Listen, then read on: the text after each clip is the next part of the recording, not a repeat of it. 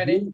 Today's daf is daf chavav. It's it's a pretty short daf. We'll find time to go through it all, I hope. But we yesterday learned the Mishnah on daf chav hey amabet, which is really what we're going to discuss today, which was this very interesting case. We're talking about nidrei shgagot. You make a neder and you make a mistake in your neder. So the first example in the Mishnah, or one of the examples, was I swear that I'm not going to get any benefit with my wife because she stole my money. Turns out she didn't steal your money, so therefore the neder is not chal. You might have to repair your relationship, but the neder is not chal. The next case, though, was this interesting case where a person goes, again, this isn't the only way to understand it, but one example would be where you go to your house, you see, 4 people standing around eating your peaches from your peach tree. And the Mishnah used the example of Tamarim, I think, right? Tainim, sorry. And you said, I don't want any of those people I want my Tainim to be asur to all those people, but with a neder, with the konim, right? Like a carbon. Then it turned out that some of those people were related to you. And so you don't mind that they were taking it. You mind everyone else was taking it, but you don't mind that they were taking it.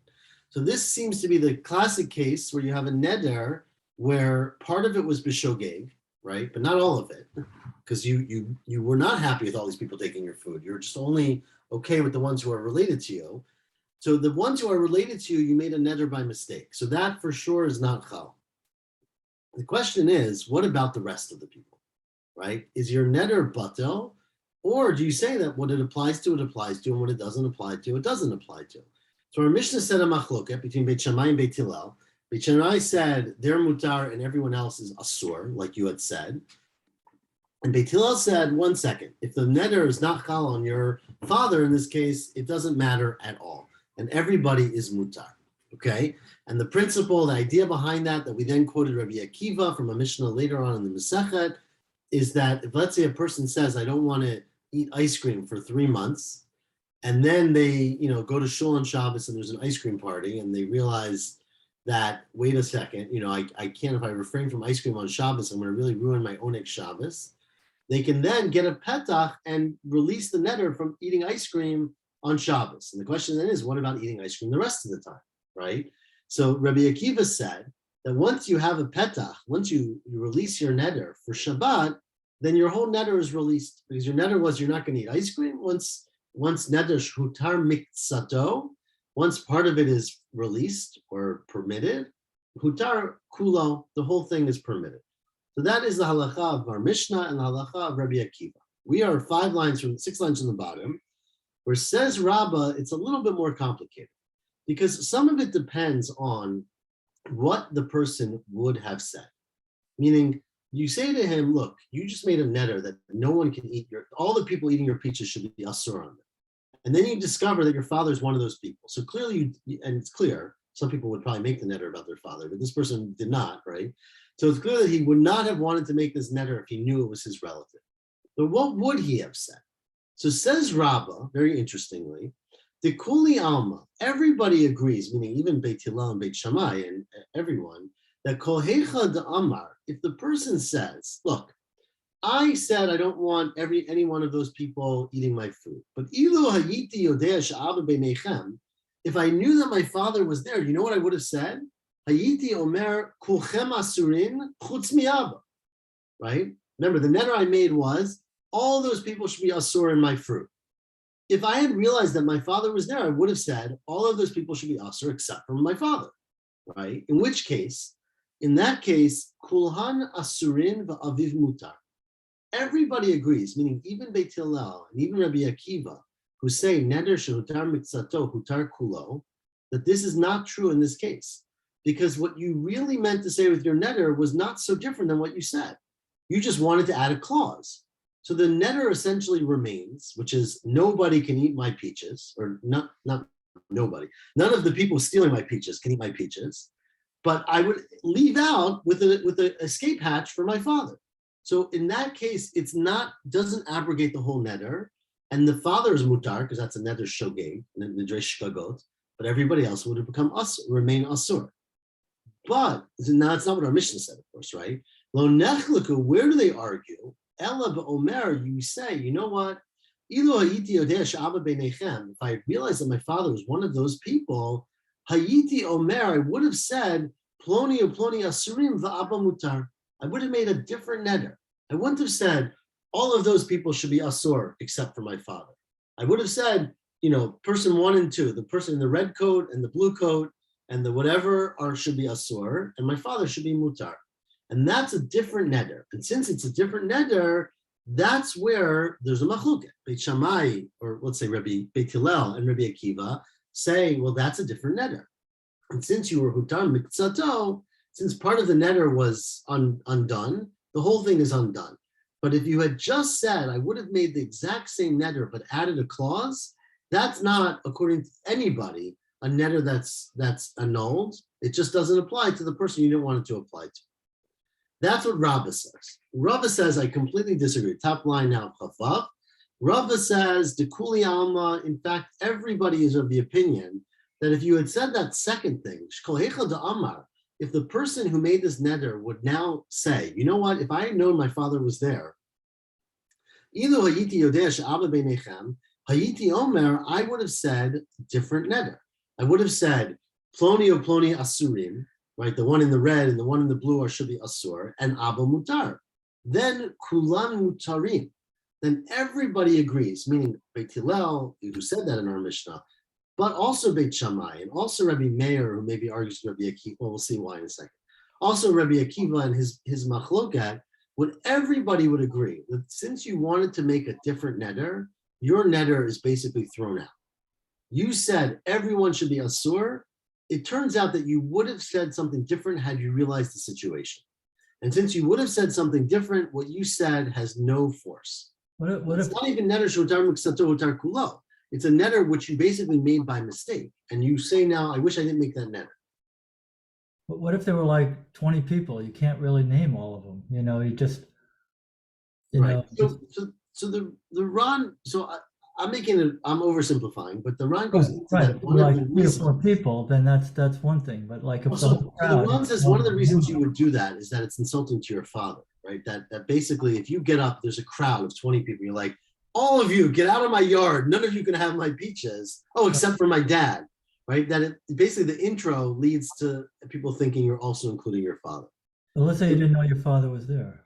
You didn't, but now the question is, now that you do, what would you have said instead? Right. Well, you would have said, but you wouldn't have made a neder about A, B, C, D, E, F. They're all. No, you might have said, look, all of you people who are not my father, maybe. Oh, I see. You couldn't start actually by saying, you, my father, are mutar, and all of the rest of you are not. So you could. I think it's thought that that's not usually the way you would make a neder, because usually you say what, because otherwise they're all eating. Normally you say what is forbidden first, right? You say what's forbidden, and then you exclude it. So the question really, one of the questions really is, are you changing the neder, right? And what Rava is saying is that if you're changing the neder from being all of you are asur, except for maybe my father, to being A, B, and C, and D are asur, but my dad is mutar, then you change the neder in a way that abrogates the entire neder. And everybody would agree with that, according to Rava, even Beit Shammai. Where do they argue? Lo nechliku, Ella, 4 lines on the top, the Omer, if you say, look, I don't like any of these people. Why are they stealing my food? Why did my father bring them over, right? If I had known that my father was among them, Hayiti Omer, what I would have said would be the exact same thing with a clause. I would have said, Kulcham asurim, chutz me'aba. Everyone is asur in these fruit except for my father. That's what I just said. Right. Yeah. But that's what Rava says, right? So Rava says that you could say both languages. Rava says that in that case, that is where there's a machlokat about them. For sure, it doesn't apply to your father. Because even though what you did say, in fact, was everyone is prohibited, you wouldn't have said that if you knew your father was there. If you knew your father was there, you would have said everyone is prohibited except for my dad. And therefore, according to Beit Shammai, that's close enough to your original neder that we don't have to throw your whole neder. Mm-hmm. According to Beit Hillel, it's not. Why is that? Because Beit Shammai savri like Rabbi Meir. Beit Shammai holds like Rabbi Meir in a whole different context. Remember, we have a whole machloket, a whole discussion Now, if a person says two things that are mutually exclusive, right? The case in Tumura is you say, Hareza Tumurat Ola Tumurat Chatat, right? This animal should be a replacement for a Ola, it should be a replacement for a Chatat. But it can't be both, and they're contradictory because one you kill, one you bring, there's all kinds of different rules. The question is, what do you go with? The first thing you said, Tfos Lashon Rishon, do you go after the first language or the last language? So Rabbi Meir says, Tfos Lashon Rishon. The first thing you say is the main thing. And the first thing you said here was, all of you are Asur, except for my dad. And so therefore, since the beginning is the same, essentially the neder is the same. You would have made the same neder, this is Beit Shammai speaking. You would have made the same neder, but you would have added a clause, and therefore you don't have to throw away the whole neder. And Beit Hillel holds like Rabbi Yossi, Damar Bigvar Dvarav Adam Nitfas, that the last thing you say, not just the last thing, but including the last thing, is the thing that's chal. And therefore, the neder is completely different, and you throw out the whole thing, and therefore, since it's hutar miksato, it's hutar kulo, and none of them are prohibited to eat the fruits, okay? You can always make a new neder, of course, right, if you really don't want them to, but you don't have to get a she'ilah. That is the machloket Rabbah and Rava, whether they argue in the case where you change the language a little bit, but if you change the language a lot, where you change the language a lot, but if you change the language only a little bit, everyone would agree that the neder is chal, but only partially. That's Rabbah's opinion. And Rava said the opposite almost, that everyone agrees that if the language was changed a lot, that it doesn't count at all. Throw it away. The machloket is if you change the language a little bit, does a little bit mean that you no longer have any neder, or does a little bit just mean that the neder is chal, but it has this limitation? So that's the machloket Rabbah and Rava. Now we're going to try to prove it from the following Mishnah. It's really a Mishnah later. The continuation of this case where Rabbi Akiva explicitly said, Neder shehutar miksato hutar kulo. Eighth of Papa the Rav. Rav Papa asked a question on Rava. Rava, remember, was the second opinion who said that if you were going to change the language completely, everyone agrees that the neder is thrown out. But if you're just going to change it a little bit, that's where there's a machloket. So what does the Mishnah say later? Ketzad Am Rabbi Akiva. How does Rabbi Akiva explain neder shehutar miksato hutar kulo? Let me explain it. Let's say you say konem she'ini ne'aneh lekulchem. Let's say a person goes to a whole group of people, let's say 5 people, and says, I prohibit my objects from having hana for any of you people. I want you not to touch anything from my house. You're angry with that. But then you realize that one of them turns out to be your friend, and you didn't realize it, or your father. Hutar echad mehem hutru kulam. Okay? Now that sounds a lot like our Mishnah. Again, it's not clear what you would have said. Remember, there's a machloket Rabbah and Rava about this. Rabbah says that it only is mutar if you would have said, oh, not you and not you, but I'm okay with you, right? And according to Rava, it's also mutar if you would have said, I don't want any of you to eat except for that one. So here it's not clear. That's the first case. The second case is where you say, she'eni nehaneh lo lezeh v'lo lezeh, right? You make a statement and say, I don't want to get hana, or I won't give hana, it doesn't matter either way, to A and to B and to C. So you don't say kulchem, you say lezeh ulezeh. Then, says the Braita, or the Mishnah later, hutar harishon hutru kulam.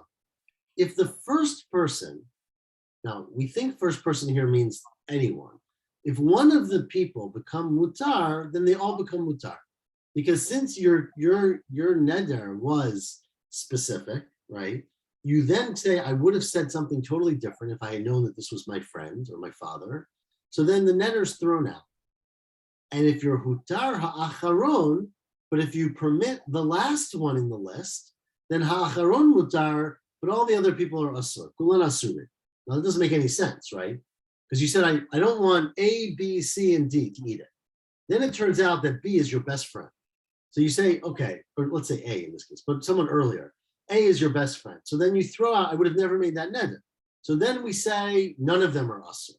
But if it turns out that D is your best friend, then D is permitted, but A, B, and C are asur. Why in the world would that be? So how do you explain? Clearly it has to require some explanation. So says Rav Papa, Bishma the Rabbah, Rabbah has a good explanation for this middle case and the third case. We're going to call it Reisha and Seifa. But we mean the middle case and the third case. Because what's the difference between one where you said if you got rid of one person, they're all permitted. And one case where you said if you got rid of one person, only that person's permitted, but the rest are asur. According to Rabbah, that makes a lot of sense.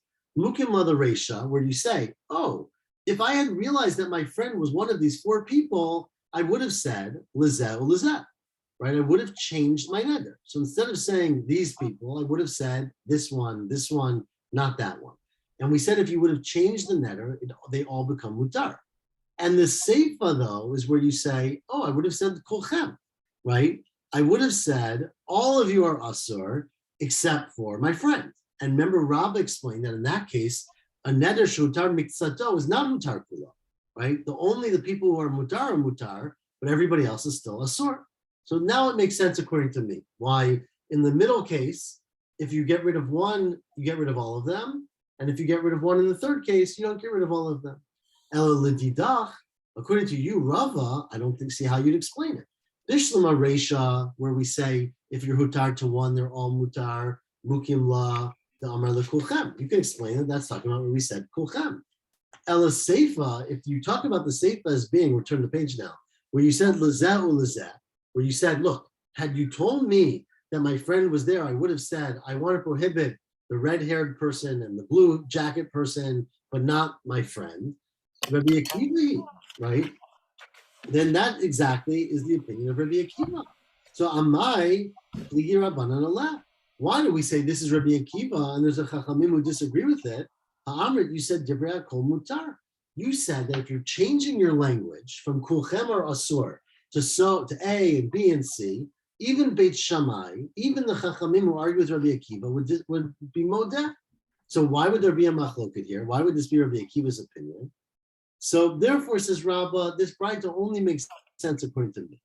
Amrle Rabbah, the Rabbah said, well, the Rabbah minicha, most people take out the words Rabbi Akiva.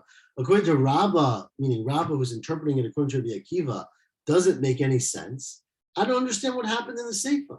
Seifa, the last case, remember the last case was where we said ha'acharon is mutar, but the other ones are prohibited, right? I said I don't want my food to be eaten by A, B, C, and D. And then I realized that D is my best friend. So D is mutar, but everyone else is prohibited. A, B, and C stays asur. So how did you explain that? But my mukim la, we're at the fourth line, damar lekulchem, right? So it's where you said, you know what? I meant to say all of them except for my friend. So if you meant to say all of them except for your friend, who's number one and who's number two and who's number three? Right? How do we say the last one is mutar, the first one is mutar? Hey din hu rishon, hey din hu acharon, right? Who is the first and who's the last? It doesn't make any sense. Meaning, and now the reality is that Rav never made any sense because the Braita clearly says, you know, this one and that one and that one. It talks about a first and a last. It's impossible to explain this as saying the kulchem, right? Because you can't have a first and a last and you say all of you. So it says, you know what? The Braita is El Reisha, meaning the first case in the Mishnah, is where you said the kulchem. In fact, you didn't enumerate the people. But the Seifa, the last case, is Kigon Shetalan Zeb Zeb. In fact, what you did was you got angry, which I your kids sometimes, right? 5 kids are misbehaving. You say you're in timeout, and you're also, and you're also, and you're also, right? So basically, you got angry at the first person eating your fruit, and you saw more people, and you said, you know, I don't want you, Reuven, to ever get any benefit from me. And Shimon's eating them, you too, Shimon, and you too, Levi, and you too, Yehuda, right? So basically, you made them conditional on each other. In which case, if you make them conditional, it's a whole different status. Because if one of their isurim goes away, right? If it turns out that the first one is your best friend, then there's no one else to be asur. You said that the second person should be asur like the first. If you got rid of the first isur, the second one is no isur. But if you get rid of the last isur, then the other ones still apply, right? So that's the case. A whole different case. You were talan zebezeh, and you said ploni kiploni or ploni kiploni. Says more, you're right. Take a nami. It has to be that way. In Tanya, because the Braita says, this is adds on. Now, again, here the Sarah Shas on the right, on my right, has a whole discussion about why we say Tanya. This is part of the Mishnah later. So, anyways, he changes to Ditznan. But Dekanami Ditznan, the Mishnah later, again, this is all way in the end of our Masachet, says Hutar ha'emtsa'i, if the middle one becomes mutar, right? Let's say you did A, B, C, D, and E. If number C becomes mutar, then himenu lamata mutarim, D and E are mutar, because their isur has nothing to attach to, right? You said, I don't want D to eat it just like C, but now C's allowed to eat it. And himenu ulamala asurim, but in the other upwards, meaning A and B remain asur. So clearly this is not the issue of neder shehutar miksato hutar kulo. This is an issue of what's called being matfis, of attached tolet, attaching one to another, where you have all kinds of other details. So that is how we get rid of that mission. Eitve Ravada Barava the Rav. So Ravada Barava asked Rava from a different Braita. This is a Braita. The Braita says, Konem Batsal Shani Toim. A man gets up, or a woman, and says, I will never eat onion again. Right? Onion to me is like karban. You know why? Because I just read in the newspaper, Shabbatzal ra l'lev. Right? I just read that onions are really bad for your heart. And so I swear, I make a konem, which is a neder, that I will never eat an onion. And then, of course, you go to your doctor and the doctor says, oh, but there are some onions that are very good for you. Right? So then, Amrulo, they say to him, B'halova kufri yafeh l'lev. The onions from Kufri, I don't know where Kufri is from, but maybe Charlie is going to find out for us. Rashi, the Ran just says, Rashi says, Batel she'oto makom, a place called Kufri. Kafrisan, we often say, I don't know. This reminds me of like this medical advice: don't eat eggs. Oh, it's okay to eat. Don't eat cheese. It's okay to eat cheese. You know, don't eat butter. Oh, it's really true. But that's the case. So again, I added the medical part, of course, but they didn't have medical, but Steinsaltz actually has an interesting one. Many interpretations have been given to this word. Okay, well, let's hear one of them. The commentary by Rambam says it's the name of a place. Okay, Rosh says it's an onion, a large onion. Mary says it's a thin onion. Rosh says that it's related to the word village. Kfar. Okay. Yes. Okay, so the onion, the village onions, you're saying. So, anyways, the kufri is yafeh l'lev. So, what does the Mishnah say? So, hutar b'kufri. That's okay. Well, this guy made a neder that he wasn't going to eat an onion because he thought onions were bad for you. But it turns out that the sweet onions are good for you. So he's allowed to eat the sweet onions. I just made that up. I don't know if that's what kufri are, but that's what he's allowed to eat. But says the Mishnah, lo kufri bilvad hutar. It's not just the sweet onions that he can eat. Ela b'chol bitzalim. He can eat all of the bitzalim that he wants. So he's allowed to eat any onions, which sounds a lot like neder shehutar miksato hutar kulo, right? Because part of the neder doesn't work because I said I'm not eating any onions, and clearly some are permitted, so they're all permitted. Now, the problem is that the Mishnah continues and says, Ma'aseh haya v'hitiru Rabbi Meir b'chol bitzalim. There was a story in which Rabbi Meir permitted all the bitzalim. Why is that a problem? It's a problem because Rava explained that the reason that there's a machloket about whether neder shutar mitzato utar kulo is because there's a machloket about whether you go according to Rabbi Meir, who says that the first words you say are the ikar, or Rabbi Yoshua, who says that b'dvar b'gmar dvarav adam nitfas. And so here it seems that Rabbi Meir, who's the one who was machmer according to Rava, right, that you go at the beginning of the words is being meko and saying that the neder is entirely mutar. So this is a question on Rava. My law must be what we think the case is, the Amar word you said to the guy, oh, you made a neder against onions, but you didn't realize that some onions are good. And he says, whoa, if I had known that some onions are good, Hayiti Omar, I would have said, Kol abitzalim asurim, but kufri mutar. In which case, now that's, remember, according to Rava, that's a machloket. But the problem is that according to Rabbi Meir, that he's the one who quotes like Beit Shammai and says that the first thing you say is what matters. Since the first thing that you said is that all psalim are asur, you really didn't change anything, right? You just added a clause, but the clause is a minor deal. And why would all onions be permitted? It doesn't work because you have the wrong case. It's talking to Omer, Ilu Hayiti Yodea Shakufri Afel. Look, wow. I thought onions were terrible. Now you're telling me some onions are good? Well, then I would have done some investigation. And I would have said, oh, but sal ploni or ploni asure in the kufri mutar. Oh, the onions that I get from, Riverdale, those are terrible. I'm never eating those. But the kufri ones that I'll eat, meaning you would have said the clause, which remember we said, according to Rava, everybody agrees if you change the language, then the whole neder gets thrown out the window. I don't understand why these people are making Nedarim. Just don't eat the onions. Why do you have to make a neder about You it? asked already, Hanan. Some people, it's very powerful for them. I When they make a understand. commitment, But that's yeah, how but they do you it. have to be very careful. I mean, they're not. It's true. That's the thing. I'm not going to eat onions. I heard onions are bad. So don't eat onions. You don't have to make a neder about it. No, but I don't know, Hanan, if you're on Peloton or not, but there's people, they pledge to work out every day in November or whatever. It has an impact. Anyways, and it's Rabbi Meir, Libed Rabbi Akiva, Vila Libed Rabbanan. It's going according to both Rabbi Akiva and Rabbanan, who both say that if you change the language, then the whole neder is thrown out the window. Eitvei Ravina l'Rava. I'm gonna read a few more lines, though I'm not going to go to the Mishnah because I have to leave something for you guys to learn tomorrow. So Eitvei Ravina l'Rava. Ravina asked Rava the following question. Rabbi Natan Omer, it says in a Braita, it quotes the Tana Rabbi Natan. Rabbi Natan says, Yesh neder shemiksato mutar umiksato asur.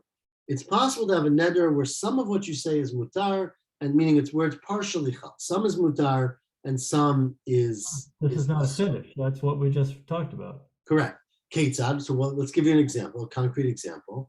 If you say nadar min hakalkala, you say there's a basket of food, and you say, I don't want anything to do with this. I don't want to eat anything here. It's all terrible to me. But it turns out that buried deep in the basket, hayaba benot shuach. There was something called benot shuach. It's not really clear what benot shuach are. The Rashi here, I don't know exactly the Mefarish is in the Rashi. I think the Ran says the same thing. It says that it probably means benot sheva, which was some kind of plant that was very good for you, or dates, I think that were very good for you. Right, kakala is usually of dates. But either way, there were some really, really choice ones there that you would have never prohibited yourself for. Figs. Nice Salt says it's Figs. white fig.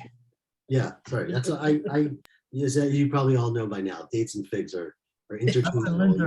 Rabbi Linzer kept making the I same. know.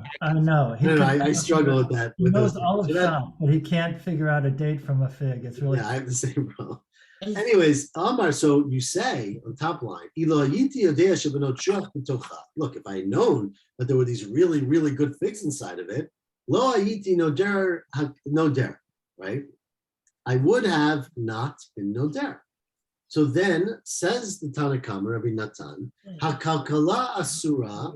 So then all of the figs are asur, but the benot shuach are mutaret because it's nidrei shkagot. You didn't mean to make it. Continues the Braita, Ad Sheba Rabbi Akiva, until Rabbi Akiva came, V'limad, and he taught us that that's not right. Neder shotar mutsato mutar kulo. That if you have a neder that is mutar for one thing, the whole thing is mutar. So this is the Braita. Now ask the Gemara. This was the question that Ravina asked Rava. My love, we presume the cases, the Amar, where the person says, look. Had I known that the benot shuach were inside of it, hayiti omer te'inim. Thank you. Now I know that the te'inim shchurot ulevanot asurot benot shuach mutarot. We presume that because there's so many different kinds of te'inim that you couldn't have said all te'inim are asur. You would have enumerated the species, and you mean the type. And here, pligi Rabbanan. And you said that if you change the language, even the Rabbanan agree that it's all batel. Says, well, no, why do you have to assume it's that case? It could be, if I knew that there were these really good figs inside of it, I would have said, all of the basket is asur, anything, I would have said everything is asur except for that, which is very similar to what you did say. What you did say was all of the basket is asur. And that's where Rava admitted that there's a machloket Tanaim. Rabbi Akiva says, neder shotar miksato hutar kulo. But Rabbi Natan, in this case, and Rabbi Shammai in our Mishnah disagree. And they say that a neder shotar miksato, only that part is mutar, and everything else remains asur. We're going to stop here. and we'll pick it up from there Is there tomorrow. Is there Sorry? some what's the word?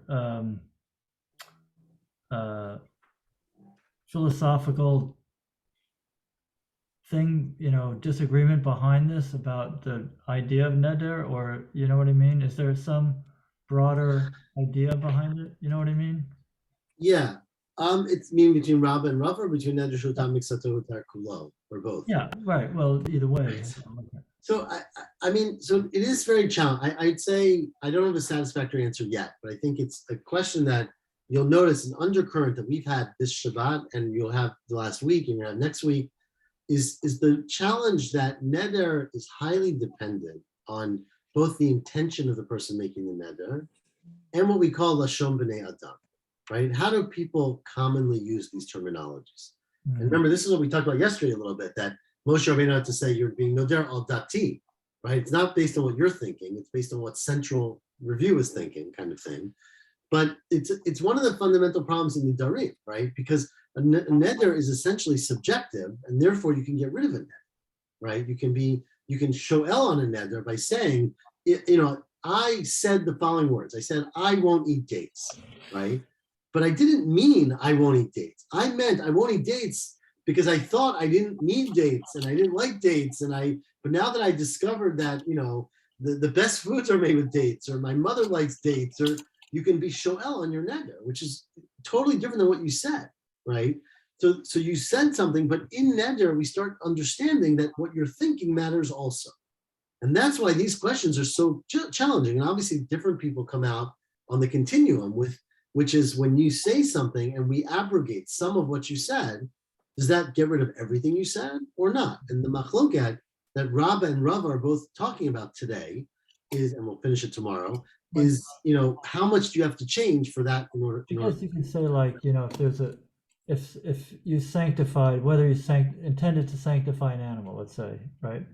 It's either yes or no. I mean, either there's no like halfway, right? It either sanctified or it's not sanctified, right? Correct.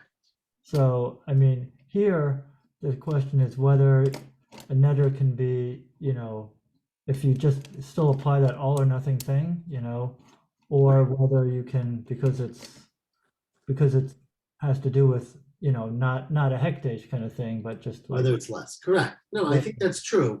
Remember, the fundamental issue here is that nidrei shgagot are mutar, right? So the part that you made a mistake about is for sure not responsible. Right? We're taking for granted that if you said none of those people can eat my food, but your father was there, that your father's not prohibited. The question is, does the neder chal on the rest of the people? Right, yeah. Okay, everyone, Shavua Tov. What's the story about Thursday? Are you teaching? I don't think so. Okay. I'm happy to if I can. I usually volunteer on Thanksgiving morning. I have not yet called the place I volunteer in to see if they're doing it this year. Okay. I assume they are because they do it every other year. But if they aren't, I'm happy to do it. But if they do, I go there. We go at 7:30 or 8 o'clock. So no problem. Thanksgiving is also Rosh Chodesh. It's true. Thanksgiving also Rosh Chodesh. Rabbi Weiss finally wins. He gets everyone in America to stop saying Tachanun on Thanksgiving Day. Okay. and to say Hallel. And say Hallel. And to say Hallel. Now, of course, the Spanish and Portuguese synagogue has been doing this since 1789. Yeah, so that's the real minhag that everybody else violated. But okay, everyone, Shavua Tov. Thank you again. Let's talk.